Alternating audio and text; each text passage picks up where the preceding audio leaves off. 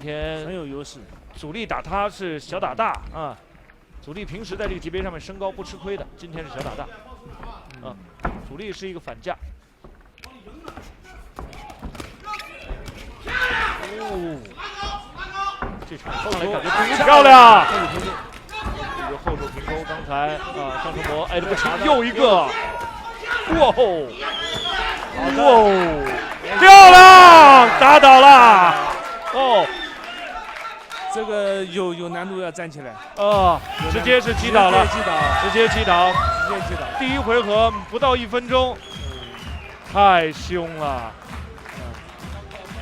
打到肋骨，主力皮卡尔后手的肋部勾拳连续3个啊！这是今天晚上最快的一场比赛，可能只用了几十秒吧，大概1分钟之内。眼睛也打到了啊，眼睛是之前的那一个，感觉是头部的那个平勾啊。对。张成博自己示意呢是跟对方的头部、额头撞了一下啊，但是肋部那3下太重了，因为打到肋骨上面是最容易让队员站不起来的，因为我们还是给我们的蓝角来自沈阳的张成博鼓励的掌声好吗？谢谢，很不容易的选手。而且对方那个他是反架，后手那个肋部是打在他的肝区这个位置上面啊，比另一侧还要更疼非常疼。因为你肋骨打上之后呢，你可能会休息个10秒或1分钟之后你就站起来了，但10秒钟你可能是站不起来的。是，站不起来之后呢，比赛就会终止。是。嚯！今天这个比赛打得够快，这个再看一遍啊，再看一遍。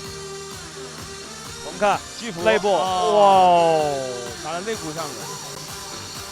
OK， 本场比赛的获胜者，这是连续的3下击打啊，连续3下都是后手肋部勾，前手平勾啊。对。主力皮卡尔第一回合28秒钟的时候今天获胜，哇，强大的主力皮卡尔。强大的主力皮卡尔，他的对手不是庸手啊，张成博是不错的。今天这个一上来吃大亏了。TKO 也是我们全力联盟第一赛季打到现在为止最快的一场比赛，至今为止破了纪录，28秒钟结束比赛。好像排名第2的是前次的36秒，但是28秒真的是太快了。OK， 交给我们抽奖的 QQ， 谢谢。皮卡尔今天穿的真时尚，真好看，尤其是鞋子。